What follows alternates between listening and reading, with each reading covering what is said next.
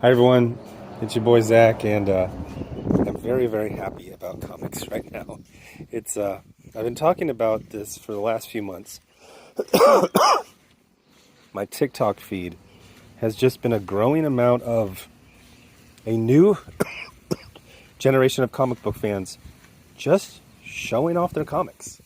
So every Wednesday for the next couple days, it's just these people just, hey, here's my comics, which is not something you really saw during the culture war years. And I've usually when I talk, I like to come with a very definitive, like this is what happened, or I have a lot of evidence. But again, it is in the feeling of this is subjective, this is anecdotal, this is circumstantial, and but it's very exciting because I keep seeing it over and over and over again, and almost all of them are the same. It's a person in their room showing off their comics.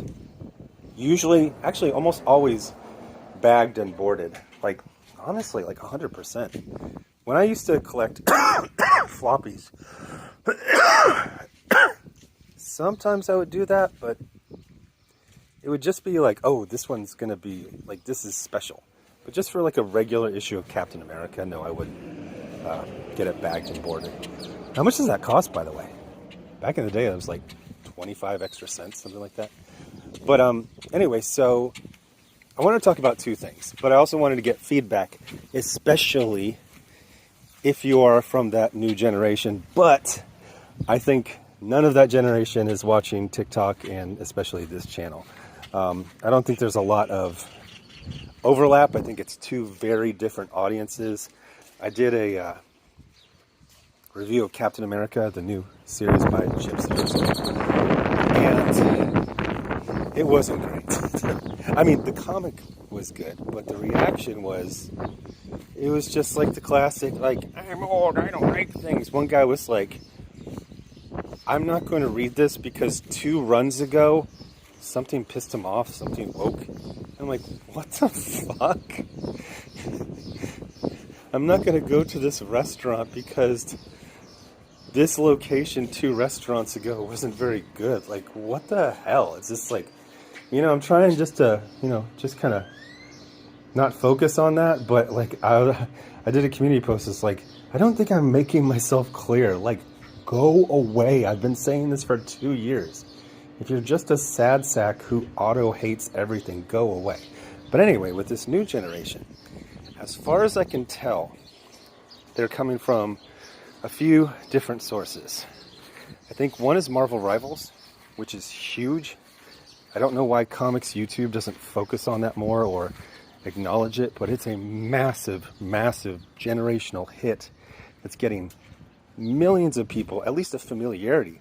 And the good thing about the video game is that it will literally, like if it has a skin, it will say this is from this issue, and then you can click on and you can read the lore. I kind of forgot the civilian names of Cloak and Dagger. It's Tandy and Tyrone. Every time I think about that, I just laugh. But Marvel Rivals was huge. Ultimates, but especially, I live near the border. You're going to hear stuff like this. This is a local flavor, as they say, sabor. That's funny. Sometimes I kind of forget how close I live to Mexico. But anyway, so you got Marvel Rivals. You got Absolute. I would say it's 70% Absolute, maybe 30% Ultimate, but they love those books. And then there is the Fantastic Four movie and Superman, both of which are going super viral on TikTok. And I thought Fantastic Four was going to be completely left behind because Superman is looking good. People are really excited about it. No, they had that I Herald Your End line from Julia Garner, and people fucking love that. I would not say the excitement is equal. Superman is still ahead. I don't care about box office. I'm talking about excitement, which I guess would translate in some cases, but but Fantastic Four is catching up. So so you got the four things. You got Marvel Rivals. I'm going to combine Ultimate and Absolute as one thing, and then Fantastic Four and Superman. So you got these four things. Here's the other thing I see that I'm very excited about. The return to the concept of comics as a solitary pursuit.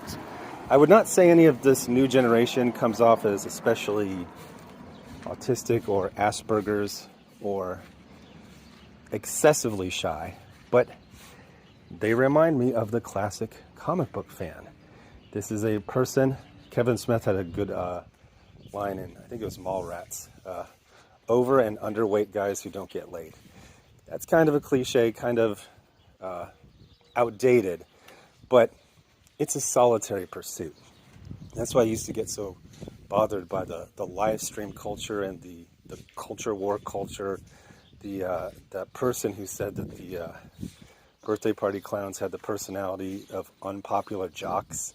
And it really is. It's like this weird jock, like fake tough atmosphere for something that you do by yourself. You read comics by yourself. There was this Korean War movie made by Koreans that I was very excited about because I'm really into the Chosen Reservoir campaign specifically. And I was talking to a buddy who's his family's Korean, and I go, there kept being all these scenes of like group crying. And I'm not just talking about a bunch of people crying, but they were crying as a group. Like they all started at the same time and ended at the same time. He goes, yeah, that's a thing.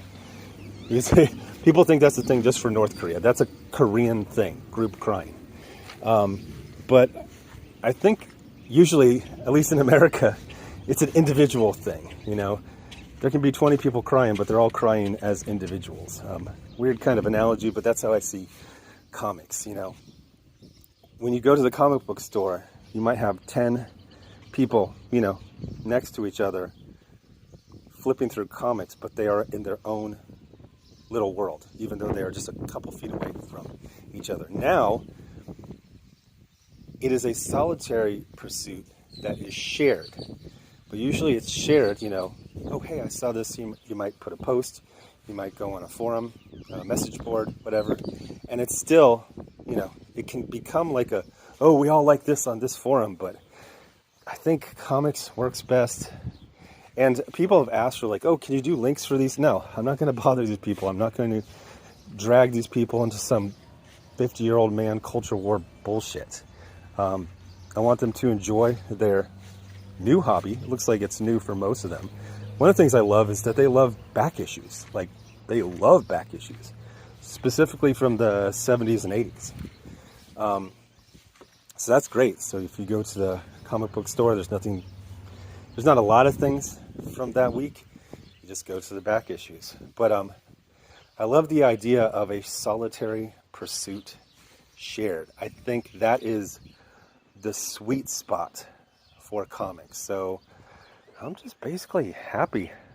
And it's not just comics, but you're seeing a lot of people kind of like re-enter liking geeky stuff, but for the right reasons, like appreciating it and being interested. I saw this, it was a woman, she was talking about RoboCop. She's like, my friend was watching RoboCop, and then she, you know, DM'd me, and she was saying like, oh, I always thought that this was just like a shoot 'em up sci-fi movie, but there's like some satire there. It's like, oh, that's adorable. Because I remember when I first got into basically, you know, every geeky thing, it was so mysterious. I was just kind of grabbing onto things and kind of trying to figure them out. And that's probably one of the things I hate most about the culture war is everyone's like, this is our side, and everything that happens, we will hammer it into proving our side. And I was just like, what are X-Men? I mean, I remember them from like an episode of Spider-Man and His Amazing Friends. They're mutants. And then for some reason, I got it in my head that all mutants could lift like at least like 2 tons.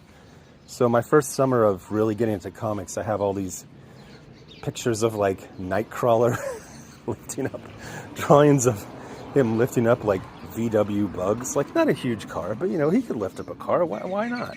And apparently, no, they can't.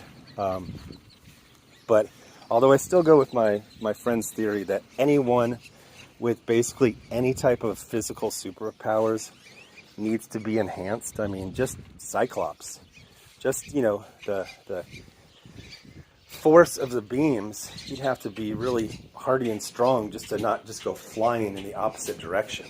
But and I saw another one. It was this guy again. They're all like late or late. They're at the point where you can tell they kind of got their first job, so they have some disposable income, and they're not parents, so they're like, oh, $40-50 a week. That's enough for a hobby. I mean, geez, that's like two fast food meals. I still say that I really think, as much complaining about the price of a floppy, especially now, the price of a floppy is like your best entertainment deal out there. Like, it is an incredible value. But yeah, so one guy he did a TikTok where he was just showing, like, you know, it said like, people ask me why I like comics.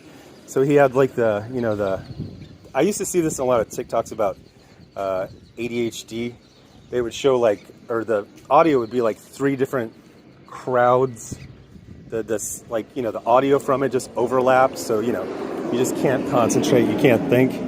So she showed that, and then he showed like reading a comic, and all that just went away. And I was like, you know, I never really thought of that aspect. I mean, to me, I like the art and the characters and the adventures. I never really think about how, I mean, it happened with that Captain America, #1. I flipped through it. It seemed a little talky. I was like, yeah, I don't know. And it just captured me, and I was in that world for, I don't know, 10 minutes, whatever amount of time it takes to, I believe it was a double length floppy. But yeah, a solitary pursuit shared is the sweet spot for comics. Anyway, thanks for watching.